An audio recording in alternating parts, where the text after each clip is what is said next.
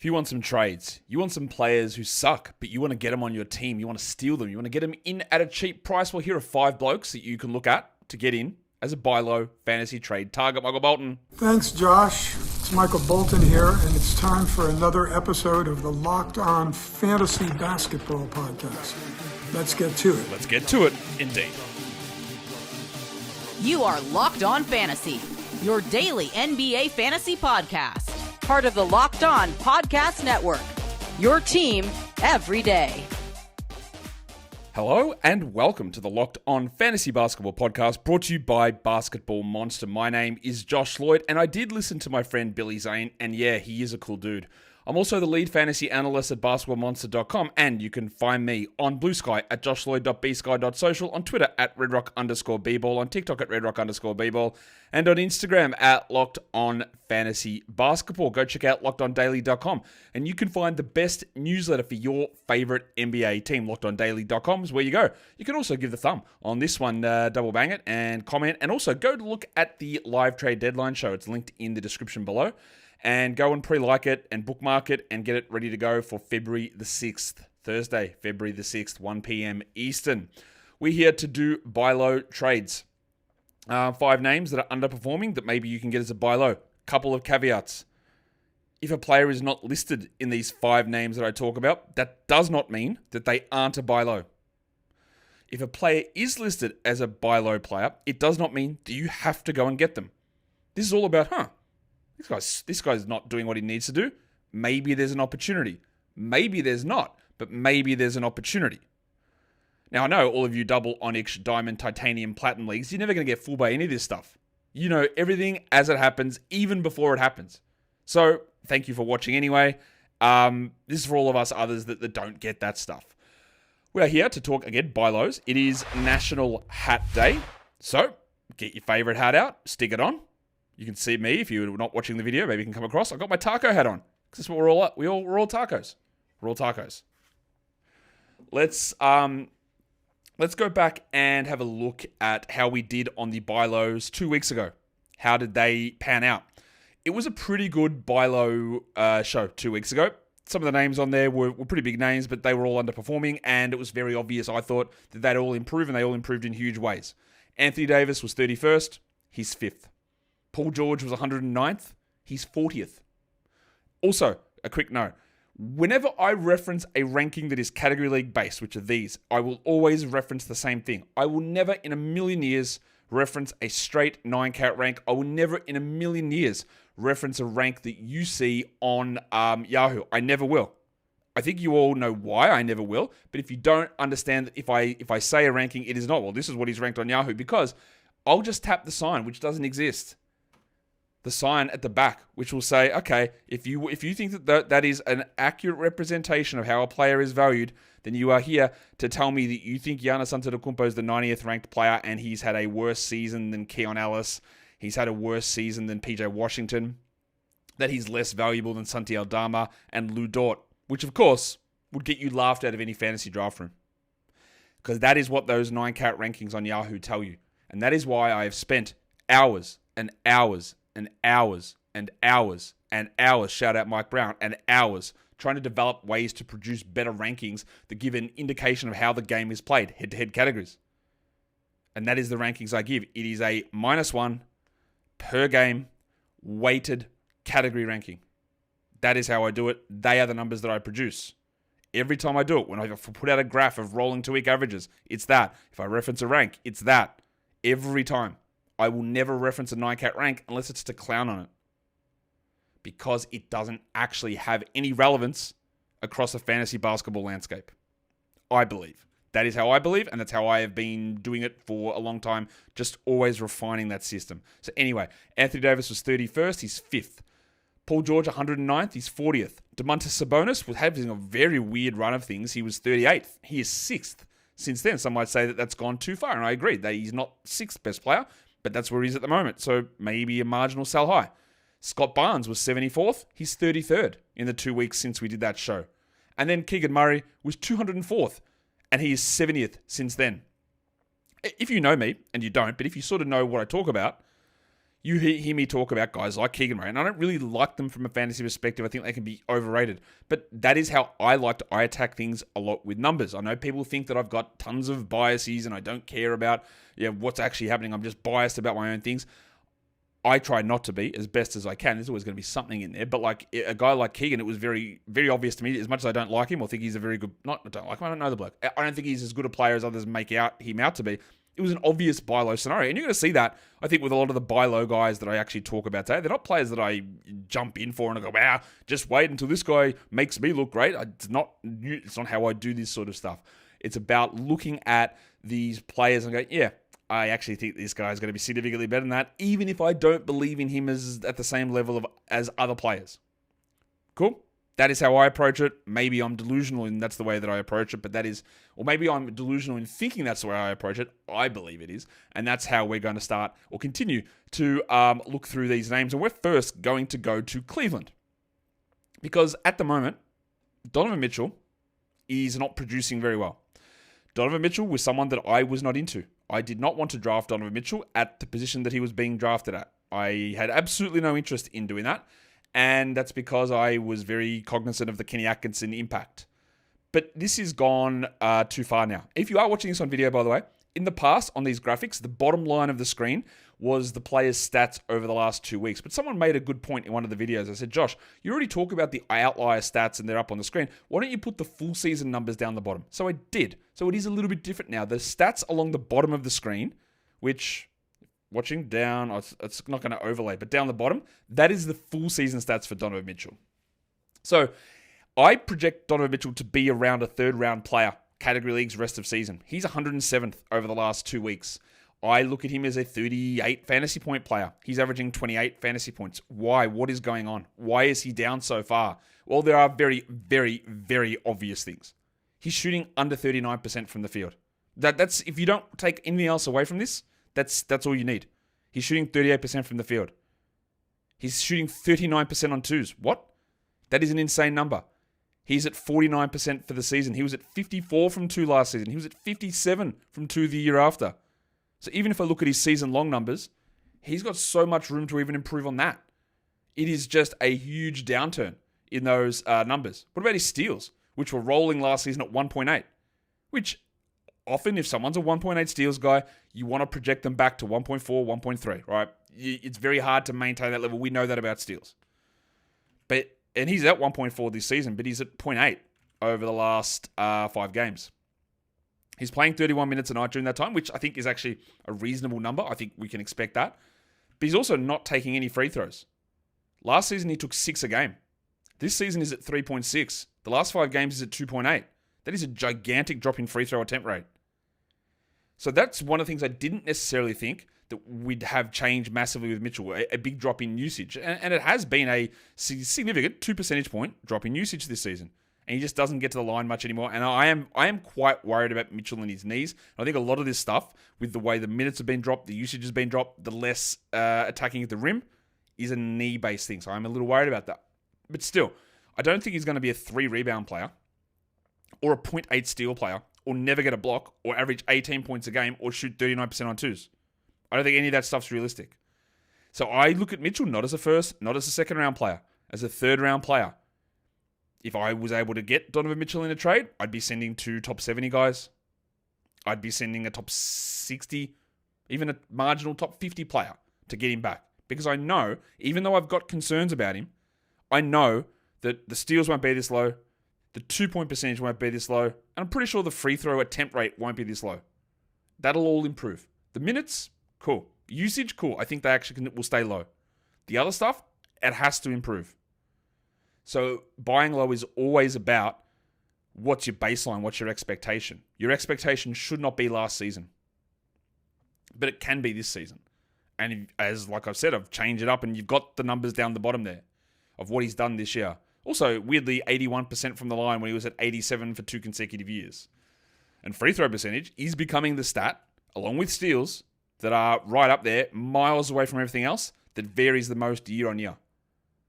So when you see a variation in steals and free throws that is different from last season, you don't have the 100% faith that it's going to bounce back. It might, but they are incredibly, for whatever reason, incredibly variable year on year. We've got 4 more buy lows to talk about in the show today, including a couple of star guards. And we're going to go to Toronto too. Before we do that though, today's episode is brought to you by Hungry Root. Yes, busyness. It gets to all of us. We might not have time to get the healthy grocery shopping that we need to get ourselves back on the fitness track. Well, Hungry Root is here to help you get that stuff into your house with delicious and healthy meals, depending on what sort of diet plan you're looking at. They get that stuff into your house. It's like having a personal shopper and a nutritionist all in one. You get the food delivered to your house, and the meals that they send, well, they can be ready in 15 minutes or less. Quick, healthy meals that actually taste great, all delivered straight to your door. A huge time saver, and it makes healthy eating so much simpler. You're going to love Hungry Root. It's so good. You will get, for a limited time, 40% off your first box and a free item in every box for life. Just go to hungryroot.com/LockedOnNBA and use code LockedOnNBA. That is hungryroot.com/LockedOnNBA. The code is LockedOnNBA to get 40% off your first box and a free item of your choice for life. hungryroot.com/LockedOnNBA. Code LockedOnNBA. Don't miss out. Can't beat the root. Okay, so who else do we have now as the next buy low? You got a guess? I'm sure you can find out easy enough. But the next buy low, we are, like I said, going to Toronto because Rowan Barrett is not performing at the level that he probably needs to. I have been a Rowan Barrett skeptic for years. I think he has been, at times, significantly overrated for fantasy, but also for real life. He did change a lot of the stuff when he moved to Toronto. What else you got to do in Toronto? You might as well just work on your game because there's nothing else to do there. I heard you just have to be locked up every day anyway because the communist government's rolling down the streets telling you guys to stay in your houses. Someone, please take the bait. Take the bait. But yeah, Barrett changed what he did from where he was in New York. He changed his shot diet, and that meant that I was in on drafting him. And I've drafted him this season. He's had a weird illness that's cost him time over the last month. But at the moment, there are some struggles. I think he's a top 80 player, category leagues rest of season. I think he's like a 38 to 39 fantasy point guy. There is risk with all Raptors players of them not playing through fantasy playoffs. But at the moment, like, he's 122nd in categories. He is averaging 31 fantasy points. He's down at 17 real life points a game. So what's going on? Why are we down this far? Now, no one's going to sit here and tell you that, yeah, I think RJ Barrett's a marksman. No one's going to do that. But also, no one would, in their right mind, believe he's a 44% free throw shooter or a 23% three-point shooter. He's rolling at a 50% true shooting over the last 2 weeks. He's hitting only 1-3 a game and 17 points. He's only at 0.2 blocks. And you go, that's fine, Josh. He's not a shot blocker. That's true. But that's half of his season number. He's a 0.4 guy for the season. He's a 0.2 here. His rebound numbers are okay. He's only playing 32 minutes a night when he's at 34 for the season, so there's scope for that to come back. But that's not the only problem. He's not hitting free throws. He's not hitting threes, so the volume of threes is down, so the scoring is down. So the field goal percentage, which actually is not that down, but I think it's got room to improve a lot, because last season, he got to 50% from the field. He's sitting at 46 this season from the field. So I do think there is scope for that to even get back to a higher number. And I think when we're looking at Barrett, I know that people have dropped him in category leagues. That to me is not something that I would do. I know that it's happened though. Meaning that I don't have to give up anything to get him. I don't think he's a top 50 player in category leagues. In points leagues, yeah, probably is. But don't treat him that way because there is a risk of shutdown towards the end of the season because of Toronto. But for now, if people are considering, man, I can't with this guy because they get PTSD flashbacks to what he was doing for the Knicks and the way that a straight 9-cat rank makes you think that he is a very, very different and very unuseful or, in fact, useless category player, because that is what a straight 9-cat ranking on Barrett will tell you, that he is useless and unrosterable, because it tells you that he's 158th for the season in straight 9-cat. It's 292nd over the last 2 weeks and 191st over the last month. You go, why would I roster him? There's only 156 players rostered in my league. Right, so that is how you know that can be that stuff can play tricks in your brain. So I don't think you have to give up much here at all. And I wouldn't give up much because it's slumping, and I know those factors are a part of it. So have a look. See what you can do. Send a top 110 player. I'd be very happy to do it. Send your worst guy. Send your 2 worst players. I'm very confident. All of this is about, do I think that Barrett is the greatest player in the world? No. Do I have confidence that he's going to be awesome down the stretch? No. Do I have supreme confidence that he's not a 44% shooter from the line and 23 from 3? Yeah, I do. There's no way that's real. So I know that he's going to improve. I know it is going to improve. I can guarantee that it is going to improve. That is a literal guarantee. And that is how I approach a lot of these buy lows and sell highs. It's not about the vibes, if I like the guy or think this is going to happen. I just know it is going to improve. It is obvious that it is going to improve. How much and when is the question that I don't know. But I know that it is going to improve. Is it going to improve for Damian Lillard? I think so. Lillard, it's an interesting one, right? Because I don't think anyone would sit there and go, yeah, Lillard's really struggling. I don't think anyone would really think that. But he's 46th over the last 2 weeks. He's the 21st ranked player for the season. His fantasy points are down 4 per game from 40 down to 36. And there's nothing that's actually a massive outlier. Nothing that I look at, okay. And you see on the screen the outlier portion's not that far down. He's played 36 minutes a night, so that's fine over the last 7 games. What is it? Well, he just can't hit any 2s. I don't know what's going on. Last season, he was at 49% from 2. This season, he's at 51. Pretty okay numbers. 43% over his last 7 games. There you go. So that's dropped his field goals down to 41. That's dropped his scoring down to 21 points a game. That's it. Is he a good shot blocker? No. He hasn't blocked a single shot, though, in like a month. How many blocks has Lillard had for the season? Here's a trivia question for you. 4. Wow. That is wow. He blocked 18 shots last season. He's at 4. Jesus. What? Okay. So that's what? So that's actually 4 is, that's Evan Fournier areas. That's Bojan Bogdanovic stuff.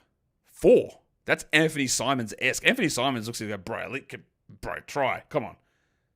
And when Anthony Simons tells you that, actually, that's a good question. What's Anthony Simons' block number at? 4 for the season. Christ, that's unbelievable. That is going to improve. But it's more about the shooting here. He's not going to be a 43% 2-point guy. You don't have a massive window here. But I think, and usually this happens, we have, all right, all of you linguists out there, what's the right word? Vacillate, oscillate. I don't really always know which one to use. When I talk about that, I'm saying so Lillard's down at the moment, and he will vacillate around like a number around 20. So he's 40th now, he'll have a run where he's 10th, and it'll just bounce back and forward and back and forward. Right, so you're going to have a run where he's the 10th best player. But is it vacillate or oscillate? I think it's vacillate. I think vacillate means back and forth. Anyway, who cares? But yeah, so like that shooting will bounce back and you'll have a better run, a strong run, where he looks much better than he is. But like the gap between him here is not like, yeah, it's not it's not big. Say it that way. So if I could trade a top 30 player, if I could get Lillard and get for a top 40 guy, a 4th round player, a 3rd round player, I would do it. Because I do have real confidence that we are going to get maybe a 1st round run for a period of time in the next month or so. I don't know when. The gap is narrow. But I would be, like, if we want to talk fantasy points, he's averaging 36. If I could trade a 36 or 37 fantasy point guy for him, I would easily do it. Understanding I'd probably get a 42 run at some point for Lillard. And he just doesn't have buzz. I don't know, maybe you don't agree with that, but I feel like there's just he's got no aura. He's got no motion. There's nothing going on. There's no buzz with him. And I think that's something you can maybe cash in on. We've got 2 more coming up, 2 more buy lows. Today's episode, though, is brought to you by Wayfair. Christmas season is over, New Year's is done, and so you're looking around your house, your office, and you're maybe I need to give this stuff a bit of a rebrand.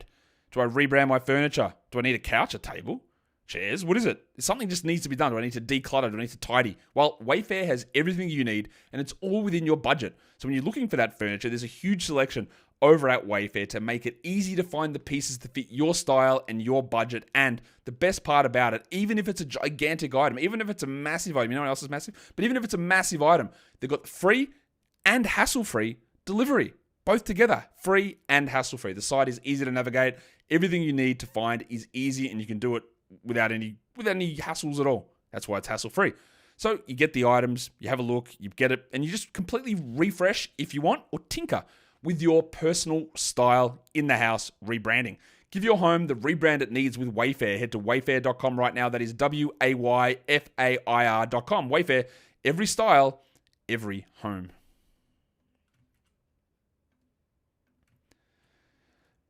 All right, so let's go on to our final two buy low players. We are talking about another guard now, another All-NBA level guard, and it is Demetrius Ja Morant. Morant has been frustrating, to say the least, this season. All right, I have been frustrated with him. I don't believe that I've drafted him in any drafts this season, mainly because usually he tends to get overdrafted in fantasy leagues. Not as much in points leagues, but more in categories. I'm just looking. No, I do have him in one league. I actually have him in a points league, and he's been disappointing in that league. Right? But there have been things that the Grizzlies have been doing that I had no idea that they were going to do. They are running at one of the fastest paces we have ever seen. I think they're about 107 possessions a game. That's an insane number. That is higher than the paces went last season. All right? That way higher. But Morant's minutes are down. He seems to sit every second game. He's had, one absence there. He's had 2 multi-game absences this season. And he's had 1, 2, 3, 4 single-game absences as well. But even in the games that he's played here, the last 3 since returning, there's a lot that stinks.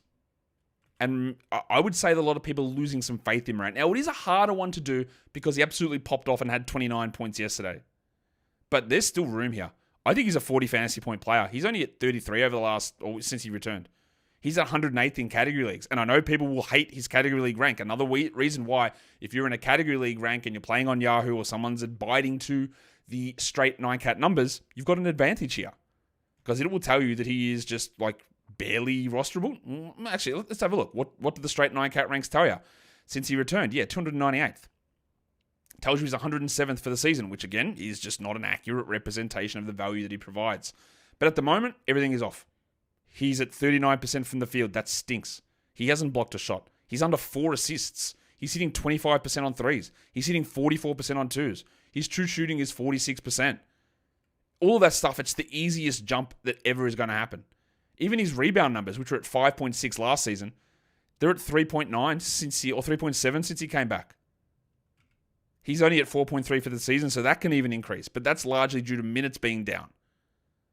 So even though he showed some nice signs yesterday, Morant, there's plenty that he's still going to improve. And he will have a run of a top 25 situation at some point soon. Because all he's got to do is get the shooting to average, and you're talking top 40. And then if we get that back to having a hot run, well, you go higher. There's no risk of a tank situation at the end of the season. There's risk of injury with him always, but that is surely built up enough frustration in his managers that maybe you can extract it for not very much. This is a top 20 fantasy points league guy, I think, and you don't have to give that up. In your category league, do you even have to give up a top 75 player? You might not, and I would do it every day of the week. To me, it's relatively easy. There are so many things that they're not going to be that bad. He's not averaging under 4 assists. He's not shooting 25 from 3. He's not shooting 44 from 2. Yeah, he's not a very good free throw guy, but he is at 82 for the season. He was at 81 in his 9 games last season. He was at 75 and 76 the last 2 seasons prior to that. None of that is 68. Right, so all of this has easy opportunities for him to be able to step that up and be way better. It is harder because he had a good game yesterday. That doesn't mean that it's impossible. And there'll be people who played or have Morant and know that he's missed his time and saw a big game yesterday and they'll be like, I want to get out of the Morant business. And they might actually still think they're selling high, but actually are selling low. It's a thin line, thin wire to walk. But it's possible. Top 75 guy, I would take it back in a trade for categories. Top 40 player in points leagues, I would do it and to get Morant back. But maybe, let's say, I actually don't even know you need to go that high. But that's how I would do it. There are very clear indicators that he will be way better than this. Massively better. Massively. Massive. You know what else is massive? Well, it's talking about the buy low opportunity on Jaylen Brown. You thought I was going to do it, but I didn't. Jaylen Brown is, he's been annoying this season, absolutely. He has definitely not lived up to some of his past season performances. He has been a little roller coastery through big chunks of the season, but it's a bad period now. He's averaging just 33 fantasy points. He's the 84th ranked player over the last 2 weeks. He is at, his numbers for the year, like they're fine. 24, 6 and 5, 1.3 steals. As per usual, he's a negative in both percentages. And by negative, I mean below average, actually.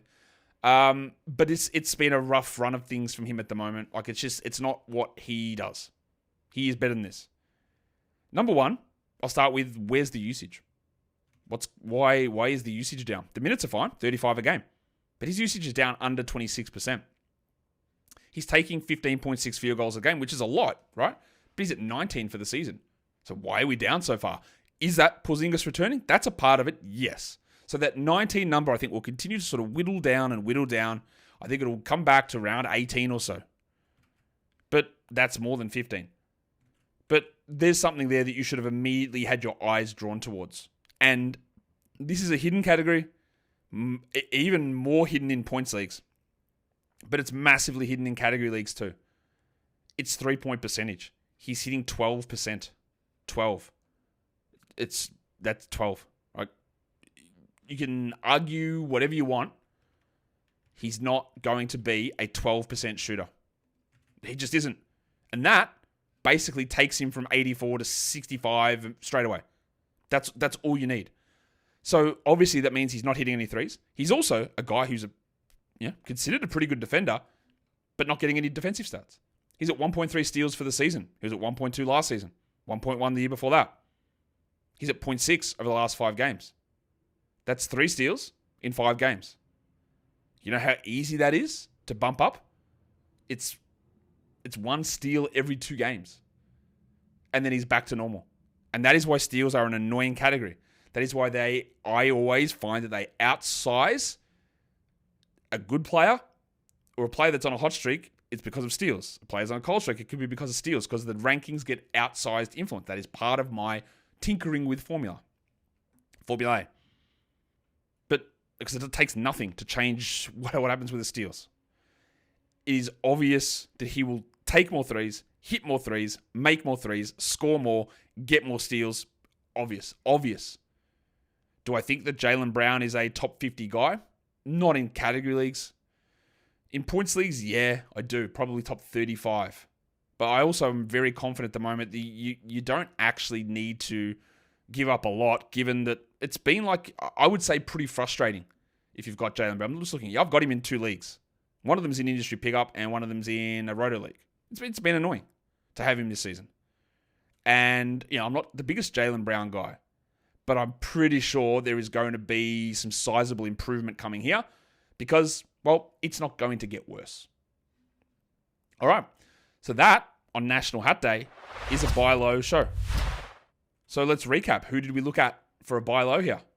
Donovan Mitchell, RJ Barrett, Damian Lillard, Ja Morant, and Jaylen Brown. So let me know. Is there anyone else that you would put into the buy low set up here? Who else? Do you think none of those guys are actually buy lows? I want to hear about it in the comments, and that's where you can drop a thumb as well. But I also want to hear about anything else you want to chat about. Drop it in those comments as well. Tweet it at me too. Have a good day. Focus on some good stuff. What is the good thing that you did?